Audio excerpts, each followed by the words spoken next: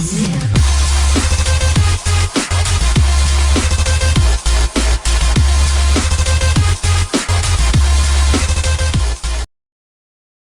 up guys, Chris51 here today, and we're going to have a little talk about F1 2016, like my thoughts and all that on the game. So let's just begin. As Autosport earlier today, or when you ever watch this, a couple of days ago or whenever, released a bit of the detail of the game and what's changed and what's new. So I'm just going to read through it and tell you guys what's different. Start off with F1 2016 developer Codemasters has gradually announced new features that build on the F1 2015 version of the series, featuring a return of career mode, several and race tweaks to create more realism and refined gameplay features. But on to career mode now, as this option was absent from F1 2015 and returning version is far more developed than any of the previous attempts since 2010. The most striking feature of the new career mode is a development race between the teams that spans all 10 seasons, meaning the competitive order is granted to change over the course of a player's career. While the player has to earn development points through race weekend performances, the computer-controlled AI team also developed independently and at different rates of progress. If you drag a small team towards the front of the field, don't be surprised if one of the big hitters unleash a major upgrade package to move back ahead. The player has control of which areas of the car to focus on, meaning it is possible to sign for McLaren and focus on engine updates to move the team up the grid. Extra development points can be earned through completing tasks in free practice, given those sessions, and I can't say that word, sorry, they have never had it in a game before. You can start off with track familiarization, that's just too big a word, before moving into the realistic jobs of the qualifying system. Work on long runs to judge tyre life. The tyre life test also helps the game customize a much more detailed set of strategy options for the player, mapped out through graphs, representing how the various tyre choices are likely to perform in the race. Another attempt to increase the realism, your engineer can suggest switching your strategy mid-race, depending on how your Grand Prix is panning out.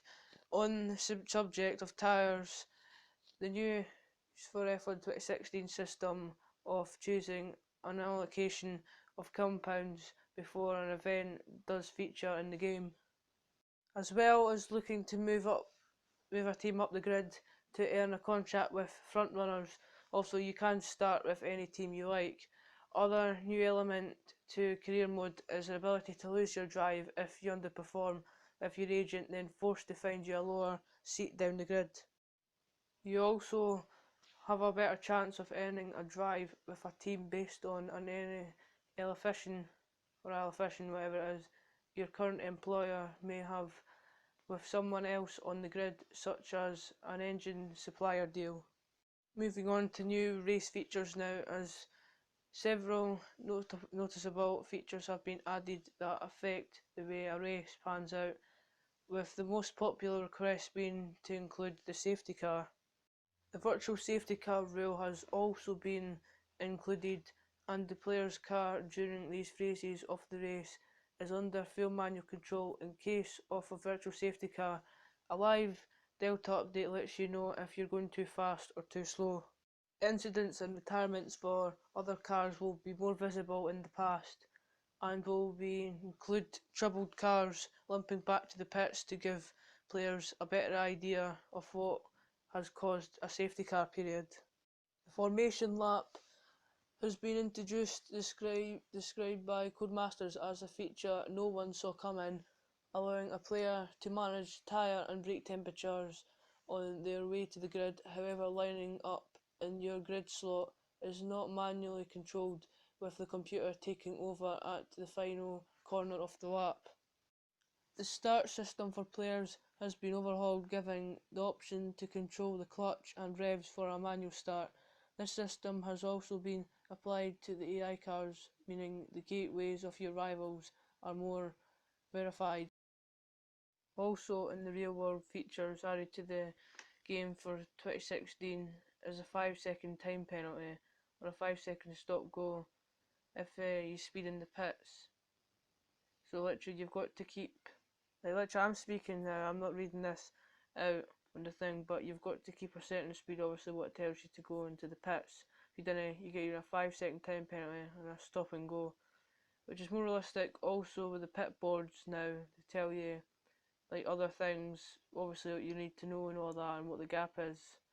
So moving on now, the damage model has also been reworked, or is that how you pronounce it, meaning if a player chooses the race with full damage settings, there are many more small pieces of debris that can fall off the car in a collision.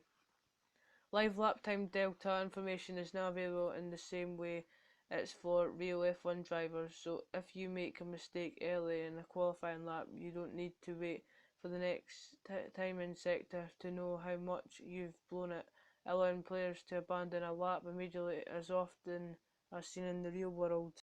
Outside of career mode, players now have flexibility to choose the time of day to hold a race, with day races running in any time from sunrise to sunset and night races available from sunset to sunrise. Finally, the gameplay. Obviously what you're going to expect is quite a good side-by-side racing with the AI, and that's what you're getting. I'm not going to read out the rest. You can read if you want yourself and check it out. AI much better than that. Much better with the stop-go penalties. This is my thoughts. Cameras much better. Really good how you get the different modes now in the game.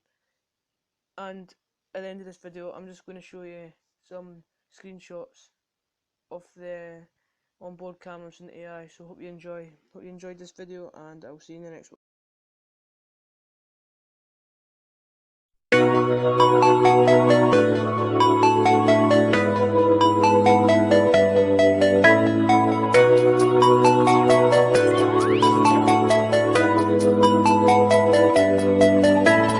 Walk, little walk, small talk, big thoughts. Gonna tell them all just what I want. That street, 2 streets, I see you and me hanging on the empty swings. Down high, low, don't worry, my eyes are closed. I'm the Superman and it's my show. 1 shoe, 2, gonna kick with my new shoes. I'm gonna kick until I need new shoes. At those hipsters, I wanna dance. I said it don't stop.